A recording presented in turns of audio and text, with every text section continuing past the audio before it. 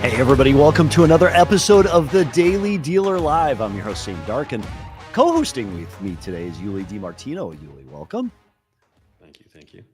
All right, everybody, post your questions and comments to social media today. As a reminder, your engagement, as always, drives today's show, the direction of the show, how much we all get out of it. Survey question right out the gate here today.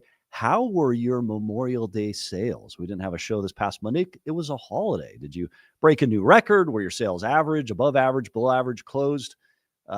Answer. You can scan the QR code, provide your input. We'll give updates throughout today's show. And speaking of today's show, buckle up for an action-packed show today. Yuli, we've got three amazing guests with high return insights today, including Jeff Ramsey, CMO Ourisman Auto Group, sharing his secret sauce to reducing advertising per cost of sale by $100 per unit. That's generating $2.5 million in profit just tracking year to date. But before we get to that secret, let's first cover today's news. So breaking news today from Stellantis. The automaker announced this morning that effective June 23rd, Antonio Filosa replaces Carlos Tavares, who resigned abruptly last December. Filosa has been at Stellantis for 25 years and was already running North America's COO since this past December. He's been cutting dealer inventory, reshuffling leadership, and trying to repair relationships with dealers who were mad enough to write a public letter roasting the company last December. What's Filosa's challenge? Well, he's inheriting a mess. And I'd say from us Stellantis dealers, we stand solidly behind you and your success. Go, Antonio. First up in today's news, data is piling in. Q1 data this morning. In Q1 data, total consumer auto loan debt was $1.64 trillion. And for context, that amount is down $13 billion, marking the second quarterly decline since 2011, according to new data from the New York Fed. That means consumer car loans are less, which is a little puzzling given average transaction prices. On top of that, a February consumer survey by the New York Fed revealed that a record, get this, 34% of customers who wanted an auto loan reported that they didn't apply because they assumed they'd be rejected. 34%. And yet another data point shows that the tide appears to be turning for consumer confidence in May. According to Morning Consult, the index of consumer sentiment has surged 6.1% so far in May, not April, this month in May, after months of decline following strong consumer spending in April. Yuli, less car loans, consumers not applying for loans, and confidence up. What do you make of all these trends? I got to say, I mean, at least these two data points to me, you know how my brain works. This is exciting. I mean, to me, I see a forward projecting voice of optimism. And then 34% of people didn't even apply for car loans. I mean, that's 34% upside right there. We just got to get them in the store. My question as part of an auto group is, how do we reach out to those customers? How do we connect with them? And how do we tell them that there is a path to an approval? I'm fascinated by their reticence. It's a reticence to go. So next up today, M&A alert. Paul LaFontaine is required to loan Chrysler, Dodge, Jeep, Ram in Imlay City, Michigan. The dealership sits less than a mile from LaFontaine's existing Ford store, where his family served the community for 35 years. And this is the latest in a string of Chrysler acquisitions. My own group, Ziegler Auto Group, led by Aaron, one of the largest privately owned dealer groups in the U.S., also recently announced the acquisition of a Jeep franchise at our headquarters in Kalamazoo, Michigan. Stellantis dealerships are heating up, it seems, in the M&A world. Even Group 1 CEO Daryl Kenningham told CDG News earlier this year, quote, "I can see a path." The recent tone, referring to Chrysler, Stellantis, seems to be more focused on core Jeep and Ram customers, two historically great brands, and less on driving their own profit, taking way too much pricing while not investing in their products, close quote. So interesting to see and fascinating to see Stellantis M&A activity heating up. And then finally today, Waymo, which is a driverless cab, has hit, get this, 10 million robo-taxi trips, doubling its share in just 5 months as the Alphabet-owned company ramps up its autonomous services. These are all paid rides across Austin, Los Angeles, San Francisco, and Phoenix, with Waymo now delivering over 250,000 trips, get this, per week. And although Waymo isn't profitable yet, their CEO, Takidro Mawakana, says they're proving out that it can be a profitable business with a clear path forward. And I will tell you, from an auto perspective, I went to the Waste Management Classic in Phoenix several months ago, And getting in a car without a driver is a trip. This vehicle in Phoenix did not go on the freeway. It stuck to the back roads, but it was wild to be in a vehicle with no driver. CEO Elon Musk says they'll start Tesla's own version of this robo-taxi, planning a launch in Austin next month. They'll start with 10 vehicles and rapidly scale to thousands if things go smoothly, then expand to Los Angeles, San Francisco, and to other cities. So is there a future in driverless taxi cabs, Yuli? I mean, there's going to be one, and my thoughts privately off this, how the future looks for, these industry disruptors like Uber and Lyft when these taxiless drivers come out, or these driverless taxis come out. Yeah. Well, that does it for the news today. Thanks everybody for joining us on this Wednesday. We're going to transition to our first guest. And by the way, an incredible claim, an incredible feat, reducing advertising cost per sale by $100 per unit, unlocking nearly $2.5 million in profit. Joining us today is Jeff Ramsey, CMO of Ourisman Automotive Group. Jeff, welcome to the show. Welcome, Jeff. Hi, thank you for having me. Jeff, it's great to have you. Tell us a little bit about yourself and about the Ourisman Automotive Group. Sure. So I'm the Chief Marketing Officer here at Ourisman Auto Group. I've been here just under 3 years, and I'm the Chief Marketing Officer for Robert Ourisman's dealerships. There's 18 dealerships here. We've got stores in Virginia, Maryland, Delaware, and I started out, back 20 years ago, selling cars, and then worked into marketing just because I was the only person in the store that knew how to send an email and plug in a computer. It seemed to be the prerequisites back then, and it's been a part of my life since. That's awesome. It's interesting how you get into automotive and it's tough to leave it. And it can be initially, you know how to send the email, and then it grows into much bigger. It has with you as well. So walk us through this feat, $100 down advertising cost per sale, $2.5 million in profit added. How have you accomplished this? It's not just myself. I mean, we have a great team here, great executive team, great GMs, but we are, it's a big feat. There's a lot that goes into it. There's not one simple fix. I mean, this is focusing on the cars that you're accepting from the manufacturers. It's going through all of the products that you're paying for advertising. It's looking at every possible aspect. I mean, and with vendors, unfortunately, there's a lot of noise in products. The base of the product is what should be selling cars for you, and then you have all these add-on packages that just nickel and dime away at your bottom line. Where my goal is I want to understand the product better than the vendor. And if I can't do that, truthfully, I don't think it's a real product.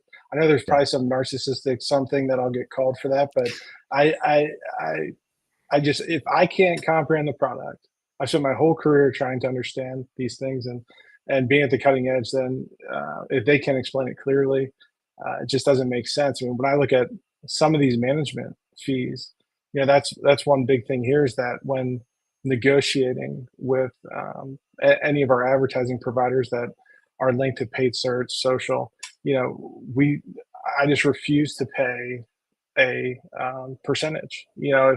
If we're spending $10,000 a month in paid search, and they say, hey, well, we need to spend 15, well, all of a sudden, they just got $1,000 raise. When it's, I just can't make sense of that. So it's always negotiating well, making sure the products are just capped at a cost, and then we're all working together. So Jeff, you've got a lot of used car managers, new car managers, general managers that are listening to this, and they're agreeing with you, because I agree with you. The space of digital leads and advertising, it is a crowded space. There's a ton of competitors, and there's a lot of noise. Everybody has their own analytics, their own ways of looking at the numbers and trying to justify the spend. What would be one or two tips that you would give to a used car, new car, or a GM looking to be super efficient and effective in that strategy? One or two things that could return today for them if they applied it? Always revisit the basics. And it's not a crazy answer, like something someone's going to, jump up and down for, but it's check every store, your merchandising, we end up focusing on all these things outside of, is the price right? Are the photos there? Is it described properly? and then work your way down to your closing rates. That's part of where we're seeing this great decrease in our cost per sale, is that we're really focusing on all of our closing rates. That our dealer site lead should close at a certain rate, used should close at a certain rate, new should close at a certain rate, third party, setting the right expectations for each store and having them be realistic, because frankly, there's some vehicles out there where the cost per sale is under $100, and there's some where you're going to be over $1,000. So best converting lead source currently for you, outside of your own website and out of OEM leads, what's the best converting lead source? Oh man, there's no free ads, right? I'm going to call someone out here. I from a total view, I would say, take out my dealer website. Car Gurus continues to be incredibly transparent, and it continues to give us the return on used. Our used car sales have skyrocketed this year, and there's been a lot of shifts that go into that. A lot of doing the right things. A lot of we're looking every single day at the pricing, making sure it's the right vehicle. Car Gurus, with how transparent they are, I have to say, for me, they've stood out pretty well. Well, you just gave them that free advertising, just but do you find that different lead sources perform better in different geographies? Like, are there, for one of your stores in one geography and in another, is there a delta there, or is that pretty consistent with your top provider across the board? No, it's different, and I wouldn't be saying this unless I was in one. I worked, our Ford store here that we just bought 2 years ago. That's where I started in auto, almost 20 years ago. So I watched, cars.com performs better there than Auto Trader. It has a better presence. I don't know what it is. If I believe that there's a headquarters or something in Delaware that allowed more exposure in the area. But that's when we're in that area. I've seen it specifically. We've got a Subaru store out there too, and we see it performing well there as well. So Jeff, what do you do at the auto group level? So you're CMO for a large group. You've got the 18 different dealerships. You've got your arms around all of this for all the stores. What do you do with these different lead providers to kind of bring them into the fold for the auto group? Do you somehow recreate this information and send reports out to the group, or do you let each provider interact with each of the individual GMs one-on-one, or what's your best practice there for maximizing your return on these leads? My job is to make it as easy as possible for every store to sell as many cars as possible without distractions. And I do have some parameters with our vendors where the focus isn't on selling in the stores. It's about comprehension of the product, and it's about making sure that they're understanding how their vehicles are performing within that product, because I want that conversation to be about the data and not about the sale. And that's never perfect. But I mean, I'd say we get it. Our vendors get it right about 95% of the time.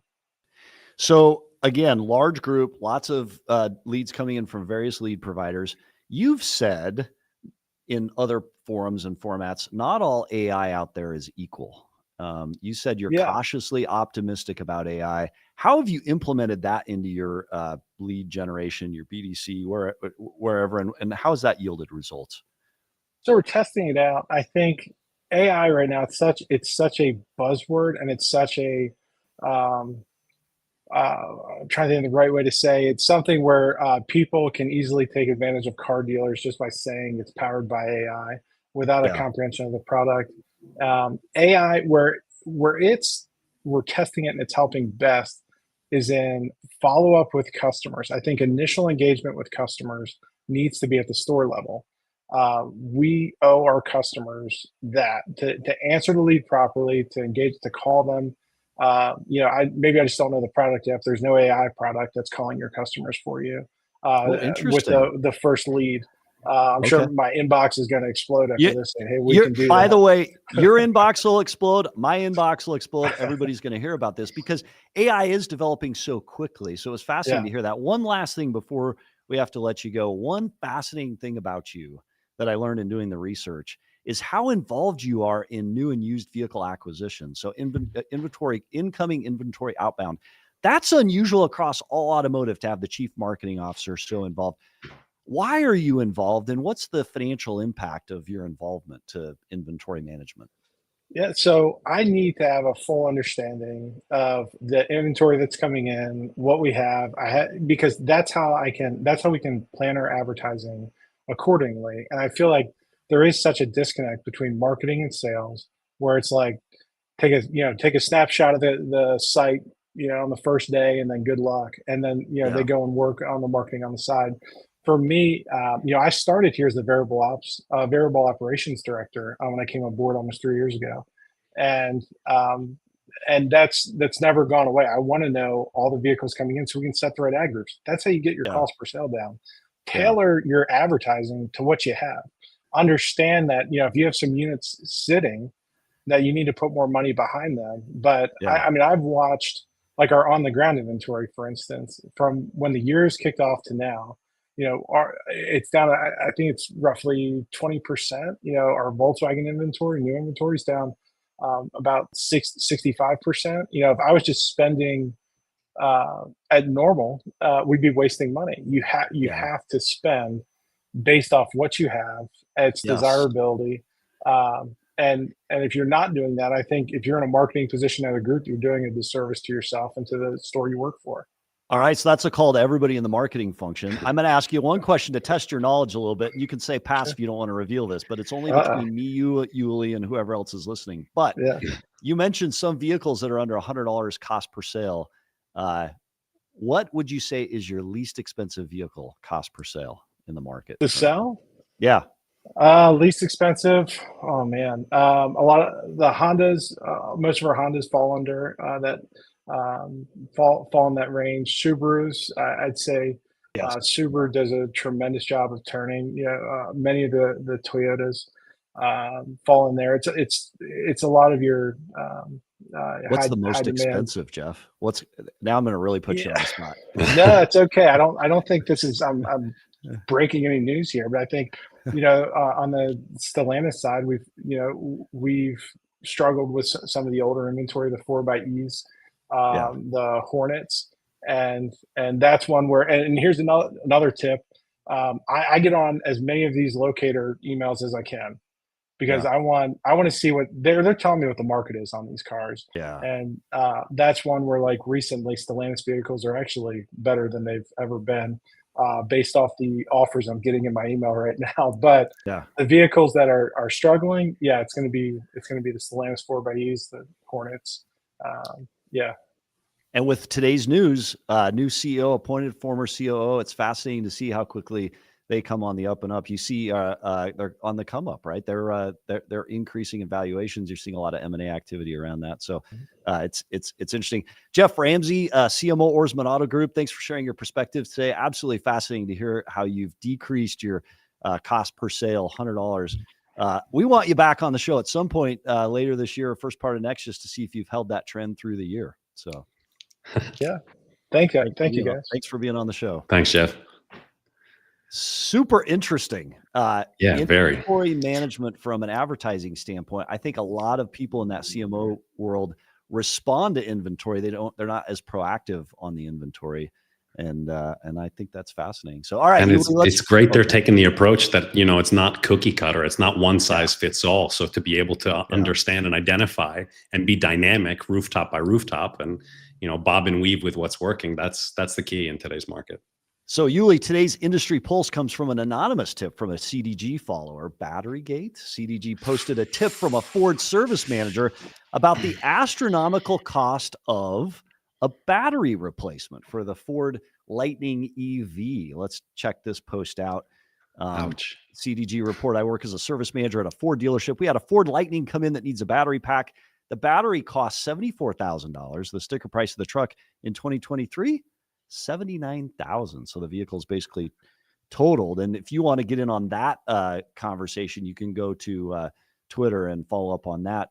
$74,000 cost to replace. Well, some Ford managers in the conversation chain were pushing back. Service managers were on social media saying the batteries are closer to $40K. We at CDG pressure tested the claim. Check this out. This is what we came up with. A little bit higher even, it looks like. $83,121.42. That's installed with parts, Yuli, correct? Yeah. I mean, listen, from a dealer standpoint, bring it, right? I mean, the car's still under warranty. They said it's a 2023, right? So yeah, I'm not unhappy about that, but from a Ford standpoint, ouch.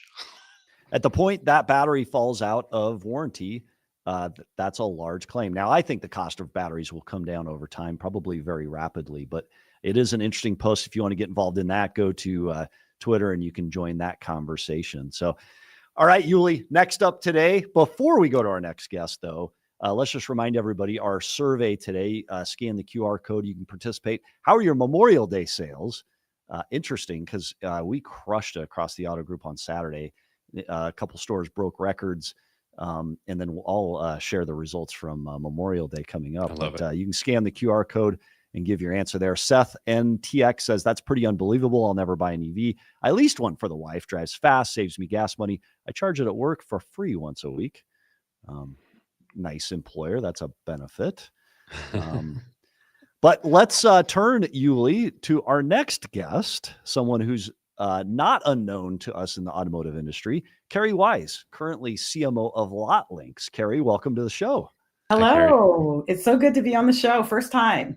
It's so exciting. We're excited to have you here and get your perspectives on this industry. And, just out the gate, Kerri, you're an industry thought leader. I've seen you at NADA before. I've seen you speak at NADA and elsewhere.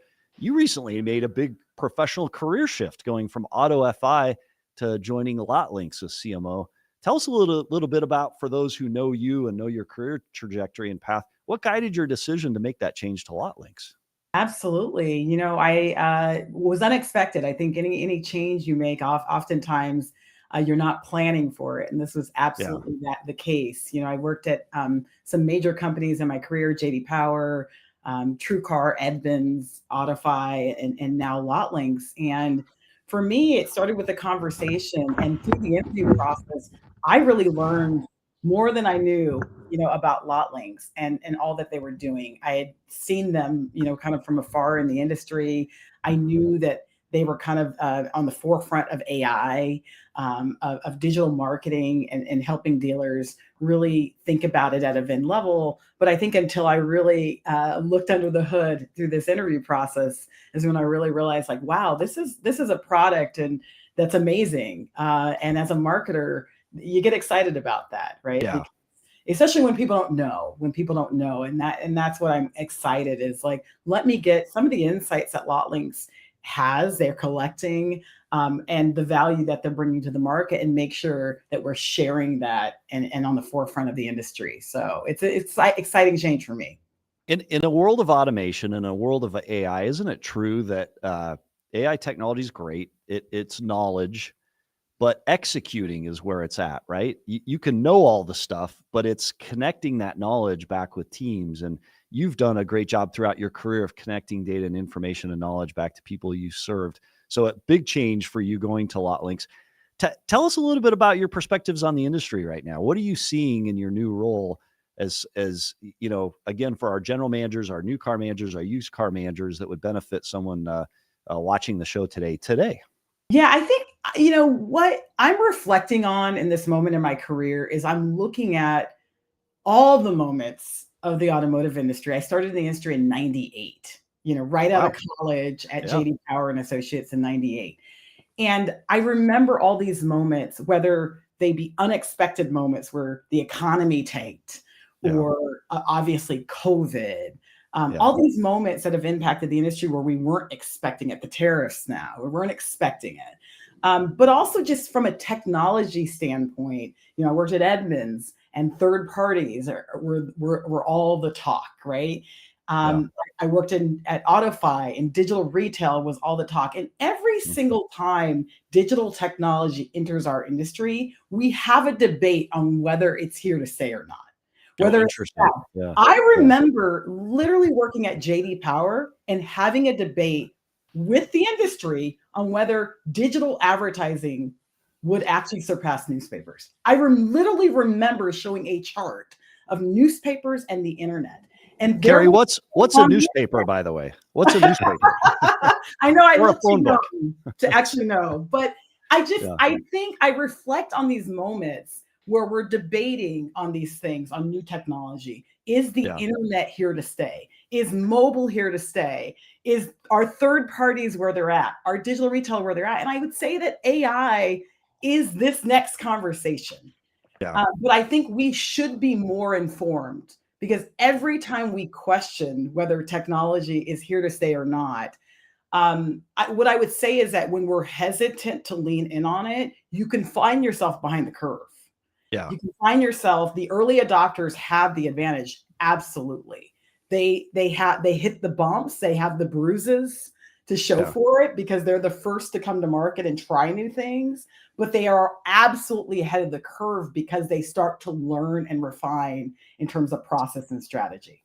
So, Kerry, what tips would you give to a used car manager, new car manager, GM looking to learn more about that and how to implement it? You know, I discovered in my own world, sitting with a team, you know, they heard AI, they had one idea in their mind, and it didn't necessarily match the product. Like, they just didn't understand. Some saw it as competition. Some saw it as something that was inefficient because it wasn't doing something it was supposed to do, even though it may be a setting. Are there one or two steps that you could advise GMs, new car, used car, to learn about it and then figure out how to implement it well? You know, in the tech world, we have something we call A/B testing. We do a lot of piloting. And I would suggest that dealers think about things in the same way.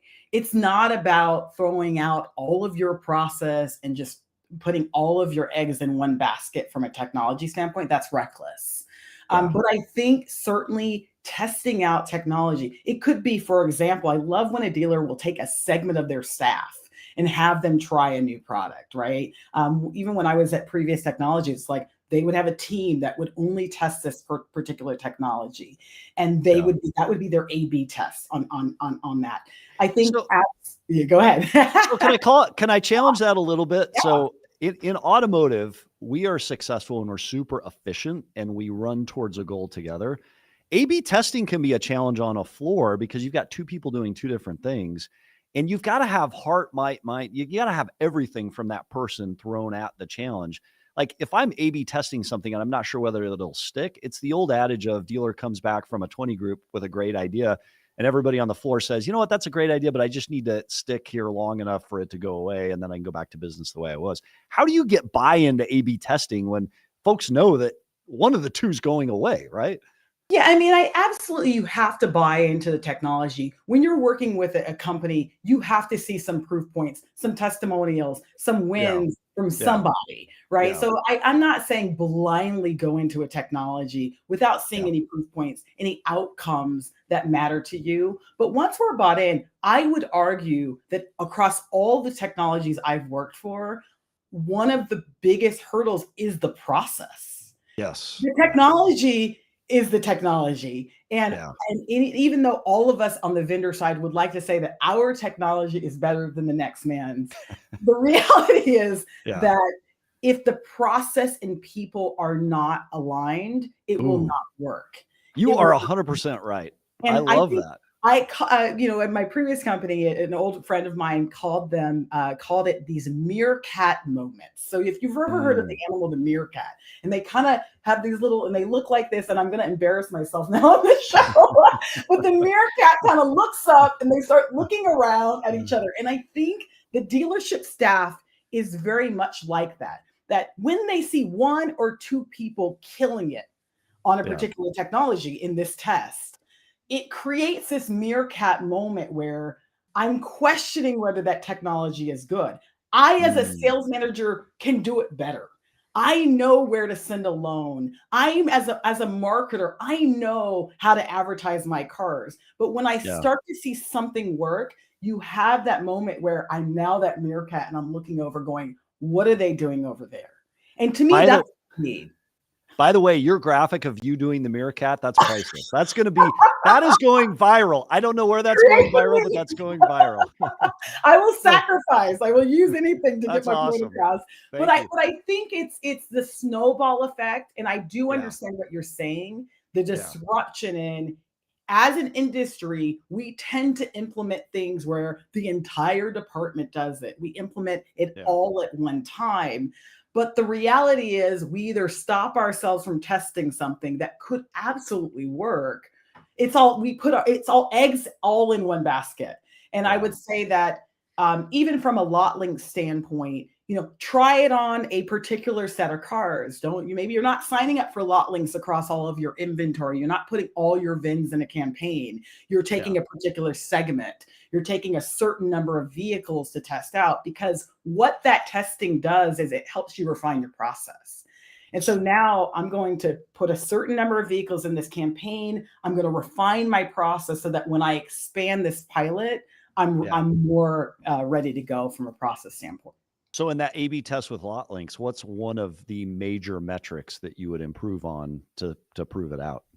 Yeah, I mean, I think for those who aren't familiar with Lotlinx, I mean, the idea is that, and it's funny because Jeff Ramsey right before me, I feel like you guys were kind of setting me up a little bit because some of the things he was saying was we were not. Yes. You weren't. It was an accident. But I think he talked about advertising per vehicle and how much dealers are spending. It's about $700 per vehicle. By the way, that's insane, isn't it, Kerry? That's a lot of money. I can't even take it, the frustration in that, because I remember speaking at NADA or Digital Dealer or one of those conferences back in like 2013. And I showed that very stat, and it was $600 to $700 at that time. Yeah. And so this promise of digital marketing as a way of adding efficiency to our process, to our spend, has yet to be realized. It's the worse. idea that we are efficient. Worse. That's not true. We are not efficient. It's actually gotten worse. We're still selling, our average new vehicle salesperson is still selling 9 cars a month. Yeah. We're still spending the same amount of time to sell a car, 3 hours. And so the idea of Lotlinx is when it comes to moving our inventory, advertising is a very critical way to move your cars faster, to get cars in front of the right consumer. And as an industry, we tend to focus on channels, like putting our money in Google, Facebook, third parties. And because we're focused on channels and not the car itself, about 80% of our views occur on 20% of our vehicles. And if you look at any dealer, we track we can look at dealer metrics across the industry. And if you look at most dealers, 80% of their VDPs occur on 20% of their cars. Why? You got the click candy. Yeah. What separates the 20% from everything else? Is it price? Yeah. Is it the brand? Is it the okay? Yeah, I think I'm sorry I was ahead of you on that, but I think you have the click candy that's out there, right? You have your Porsches that no matter what you do, they're going to get clicks, right? You're going to have aspirational shoppers. You have hot in market cars. Those are the cars that are going to tend to get the most clicks, but your bread and butter vehicles are oftentimes underexposed. They're not getting as many views. And as an industry, that is part of the reason why we're seeing this $700 per new vehicle per vehicle, because we're taking a budget and throwing it into a channel that are oftentimes competing against themselves instead of thinking about this car as, what is my campaign for this car? Yeah. How am I going to make sure that I put this car in the right markets, in front of the right customers? I think Lotlinx is taking something that is probably impossible to do as an individual, using AI to predict what the risk of this car is, and putting it in the right channels in front of the right customers with the right budget. So I know you don't want to probably unveil this. Oh, go ahead, Yuli. Go ahead. Just had a question. So for some of our viewers or listeners, and it's unfortunate, a lot of our viewers are actually listeners, so they didn't get to see that spectacular display. For the people that are not familiar with Lotlinx, what's a concrete example of AI inside Lotlinx that could, drive some ROI today at the dealership level? Yeah, I think when you look at Lotlinx, what it's doing is it understands consumer demand out there, right? We're tracking across all the sites across the internet, major third parties like Car and Driver. We're understanding consumer demand, and so in some ways, think of it as this crystal ball that's ahead of you. And in this particular market, that's really important with things changing. Oftentimes, we're pricing cars, for example, based on what the market doing, what other dealers are doing, instead of understanding what the consumer demand is. And so, what we don't want dealers to do is lower their price when maybe there's more demand out there. They don't have to lower their price. That's a good example. We also want to make sure that your cars, as I mentioned earlier, are getting the visibility. So our machine, as I call it, the machine learning is taking all of those data insights on how this VIN is being interacted with in real time by consumers, and it's creating that campaign at a VIN level so that I don't lower my price. I mean, one of the metrics we're going to look at is how fast that car turns, and are we reducing the markdowns? Yeah. Often, I love this perspective. Love the feedback. You may not be prepared to share this with us today, but I'd be curious from Lotlinx perspective what the top 1 or 2 vehicles are in terms of consumer demand this month. Do you have that by chance? Yeah, I don't have that at my That's okay. That's okay. About that. No, it's okay. The company, you have that data, and that's the power of data. And I'd love to come back and give you more detail on that for sure. Yep.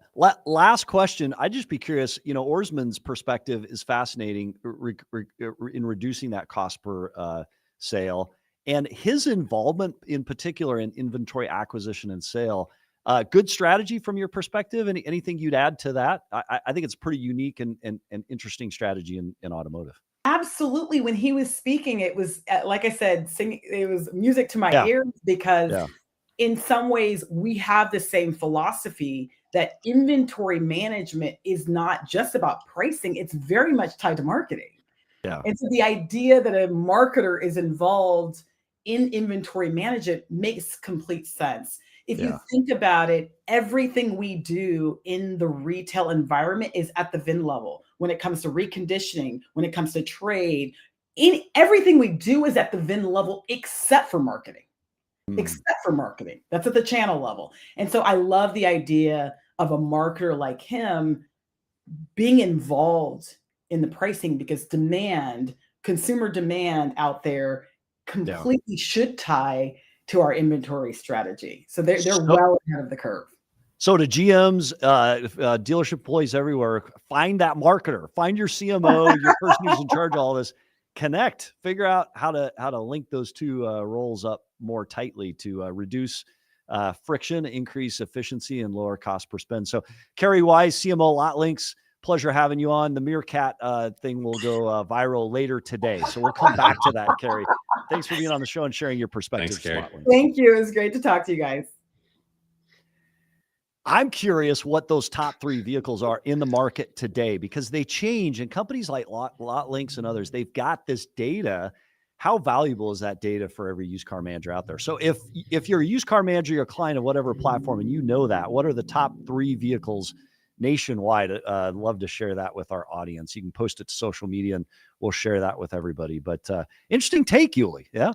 Yeah, really cool. And again, pretty upset for our listeners on the podcast that didn't get to see that. But it's really cool technology, and the fact that we can go on the VIN level, like anything else. I wanted to jump in and say it's very easy to spend money in 2025, but to sit there and actually look at a VIN level and see, what's my return per vehicle is the only intelligent way to move forward, in this market.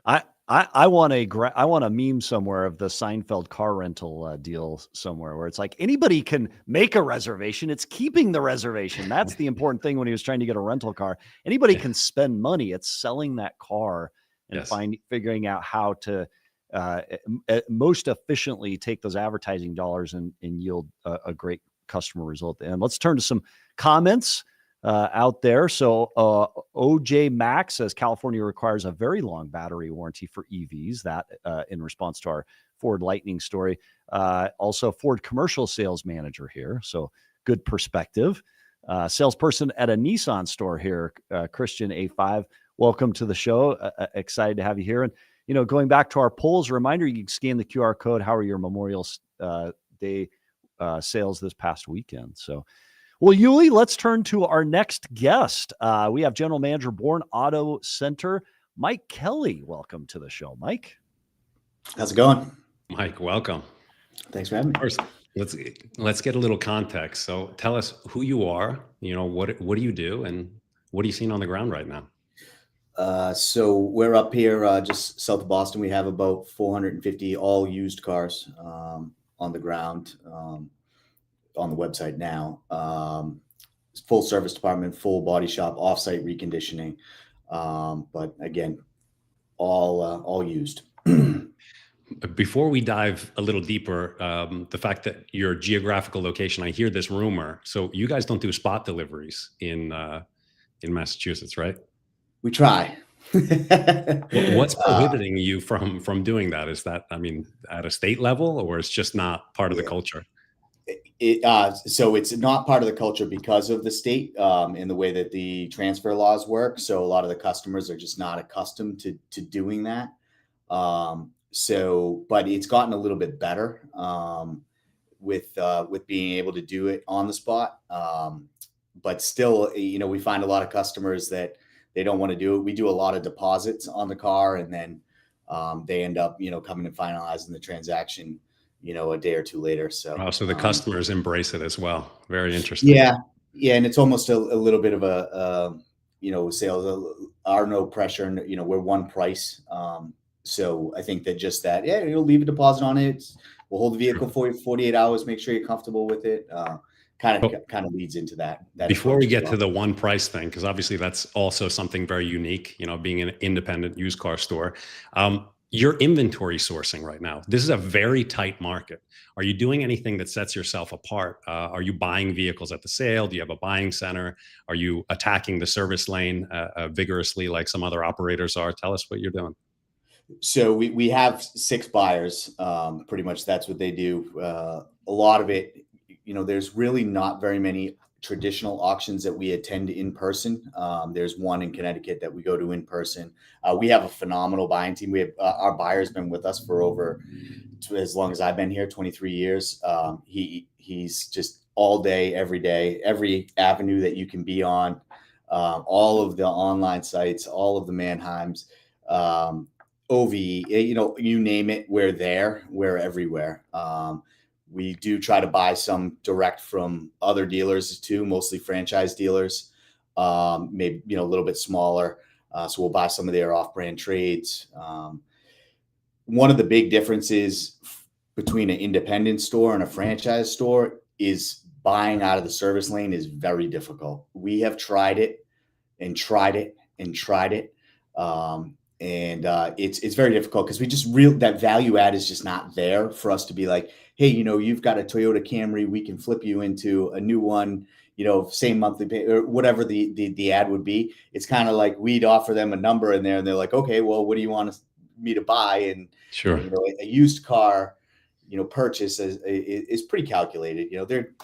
They've been in the market for a while. I joke around with some of my friends and say, nobody really wakes up and says, I'm going to go buy a used car today. I mean, maybe it was that way probably right around when I got into They just don't admit it. And they're certainly not going to admit it to you. Right. Right. They always come in, they come in and buy wiper blades and they leave with a newer used car. I mean, that's my favorite type of conversion. Yeah, exactly. Yeah. What's the kind of volume that you're doing?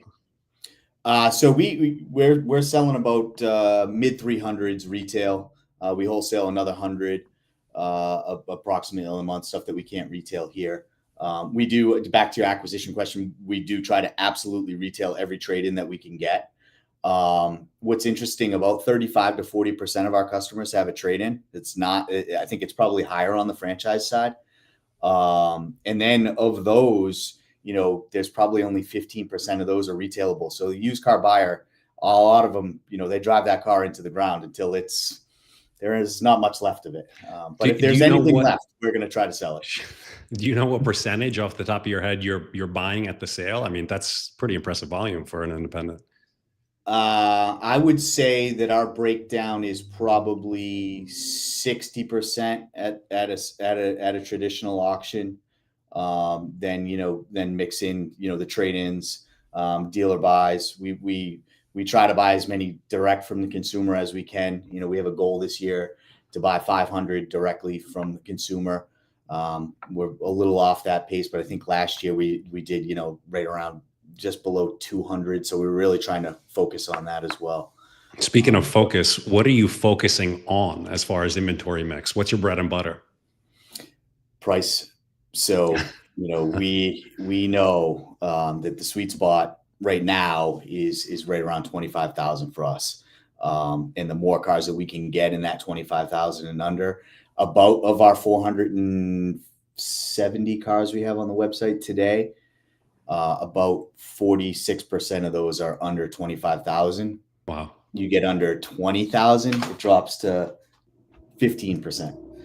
So we are seeing, with the spike that went on, around the tariff stuff, the dealers started going to the auction and buying like crazy. We didn't do that. We kept steady, but we did not think that we were going to see something like we had seen in the past in 2021, 2022, where, things dried up and that the prices were going to continue to go up. And we thought it was going to be short-lived. And it seems that is paying off to be what is going to happen, because the customers just so priced out. I mean, Sure. You get up to 25,000, the rates are a lot higher than they were back then. Insurance costs, Insurance, I think, is a hot topic for everyone. Staying on the same vein of pricing. So you guys are one price. How do you see that play out in your store? We've been one price since 2003. Wow. So it's part of our ethos. It's we're speed. Kerry Wise just said it, your prior guest, she couldn't believe how long it takes to buy a car. At our dealership, we want you in and out in 45 minutes. So oftentimes, if it's going to take longer than 45 minutes, it's going to be on the customer side. They maybe are looking at multiple cars. They can't make a decision. Maybe there's some financing challenges. It's going to be that. But once that customer says we're going to buy, we want to get them in, sign the paperwork, in and out within 45 minutes. And then the one price does that. And we also price the trade-ins pretty tight too. So we're going to give you a fair number, and we're not going to move much off of that trade number. And it's worked. The other part of it is that 50% of our customers are repeat or referral. So that 50%, they know the model, and it's been tested and it works. So Mike, as part of your process, retailing 350 used vehicles a month, what does that process look like? Do salespeople work with that customer start to finish? Is there a finance step in there? I mean, you've really compressed that timeline. Yes. So the salesperson will work with the customer all the way through the credit app. And then we do have, we have two delivery coordinators, and they're kind of assistants to the sales teams, kind of a sales manager, assistant sales manager role. They'll appraise trades. They'll do the get ready, a quick inspection before the car goes out. And then on the busy days, they'll also submit the credit apps and submit over to finance as well. So they're really there to assist the sales team. So the sales team, our top salespeople here, this month will sell over 50 cars. So nice. It's a process, but they need help in order to do that. And on a busy Saturday, they will take multiple customers. Yeah. So it's a little bit of a different. And then is there a traditional finance or F&I process? Traditional financing process, yes. Still a decent profit center, I'd imagine, even in the independent world. Absolutely. What are your averages? What do your averages hover around in that stuff? We shoot for 1,500 a car on the back. Yeah. I think the publics and the franchises are probably a little bit higher than that. Again, with the time, we don't have time to kind of we're gonna. It's not a hard sell. You're going for volume, right? Yeah, we're in for volume, and we try to get them in and out as quick as we can. I think it's fascinating, Yuli, the comment that you made, Mike, about only 15% of the trade-ins are retailable. you've got a huge recon facility and profit center. How with your recon operation, like what's your bench for qualifying that only makes 15% of them? What pushes most of the used cars outside of qualification for retail? Condition. Yeah. I mean, if I think my average sale price on what I take to the auction, on those 100 wholesale cars is like 6,000. It might be less. It might even be 5. So it's really, the stuff that's really kind of at the end of its life here. But we will push up over 100,000 if the car is clean and it comes in and it's a 2017 and we'll run it through the recon. We have a multi-point inspection that every car goes through. And at that point, then the manager of the recon center will look at it. And if it's got a big write-up, he'll send it over to me and we'll make a decision if we're going to fix it or if we're going to move on. Again, with the volume, you don't want to get tied up in doing big recon on these cars, because it's going to tie up a tech, it's going to tie up everything. So we've also got to turn and burn there too. So we heard earlier today this whole idea of cost per sale and trying to reduce it to become more efficient, effective. Any thoughts on that in the independent space? Is your cost per sale more, less, without an OEM attached? Way less. Way less. Okay, very good. Way less. Yeah. How have you gotten there? Like what? Do you know the number? Well, we're third party. We're heavy in the third parties. I think it was maybe it was Brad Wise down in Tampa there. He was saying that they were big on third parties. He was looking at all of his marketing and he wasn't taking away. So we're big. We're on all of those. And we don't do really much else. We do a little Google VLAs, but we don't need to do the search engine optimization, the cost per click. We don't really need to do that because I'm not comparing a brand new Toyota Camry to another brand new Camry or comparing myself to the other Toyota dealership that may be in or just outside the market. So it's heavy on the third party side. Where we are trying to save is on the reconditioning side. We had set aside a goal to save $100 per car on the reconditioning side this year. We've been there. And a lot of that is part sourcing, finding, different vendors and working on them, leaning on them a little bit. Also maybe not being as gratuitous with giving some of the technicians some of the time they're requesting on some of the cars. Yeah. There's all little areas that you can shave if you need to. Yeah. And any in the recon process, any big vendor contract or vendor agreement you put in place that saved you the most in terms of part sourcing or No, as a matter of fact, we use one of the larger parts manufacturers here is a family-owned business like we are that's been around, I think, longer than we've been around here in the area, and they do whatever they can to, they source based upon us, and they work on the manufacturers to get us, the brakes and they keep us up to speed on it, and so we're using it independent on that side too. Very good. That's well, funny. Yuli, last question, but before we go with Mike, it's, if you need parts, we'll send the Ziegler trucks to you. I know you're out of our market area, but let's go there, Yuli. Here's the potentially multi-million-dollar question. Would you ever consider, or would the dealership ever consider transitioning to a franchise model? So I think one of the things in again leading up to this was the differences between the independent and the franchise store. So one of the big differences is the fixed ops absorption. So we do not get that at all. And I don't know what the franchises are running at these days. I know some of them were at 100% at certain points, and we're at like 20% of our total gross is made out of fixed ops. And then when you strip out the reconditioning, it drops to like 10% on the customer pay. In the service contract work that we tie back. So that part of the business is certainly appetizing, but there's a lot of things that, is benefits being independent. We don't have anybody telling us what we can and can't do. We can change vendors, we can choose a website, we can operate on the fly. But going through what we've gone through in the past 4 or 5 years, I would never say never. If the right opportunity came along, but I think that opportunity for us, the more we look at it, would have to be volume, to get in. And we've had opportunities of some small stores, and I think that scares us a little bit, just because we had a smaller store in Florida, and it's almost more being from the mentality that we have. It's tough to go to that. That lower volume. Sure. Well, Awesome. Mike Kelly, General Manager, Bourne Auto Center. Great time spent with us. Thanks for sharing your perspectives and tips Thanks on so much, reconning and selling used cars. And nice job on the cost per sale. We want that number at some point. Do you know your number, cost per sale? On the advertising side? Yeah. Well, I did it while he was talking about it. So I got it about $150 a car. Oh, Wow. That's solid. That's solid. But again, nice. our gross is, when you're doing the fixed pricing too, we're a little low on the front end gross, which we're picking that up by saving the $100. But it's a volume play. So low front end, pick up the back end and move as much inventory as we can.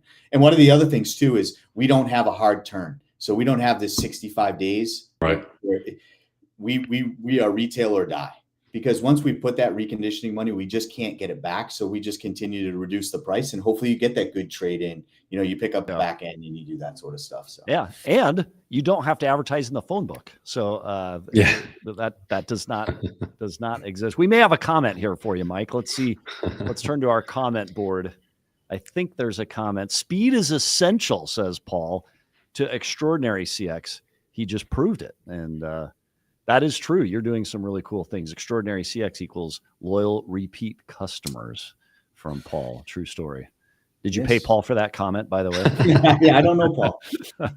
Very good. Well, Paul, we Awesome. appreciate your comments, as we appreciate everyone's comments. They changed the trajectory of the show. So General Manager, Bourne Auto Center, Mike Kelly, we appreciate you being on the show. Thanks for joining us today.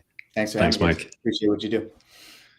It's fascinating, Yuli. We get to see both sides of it. The new car and a dealer group, a large group, 18 stores focused on reducing that cost per sale in the advertising world. It's such a complicated deal. It's crazy. In large numbers, you make $100 save and it's millions across the book.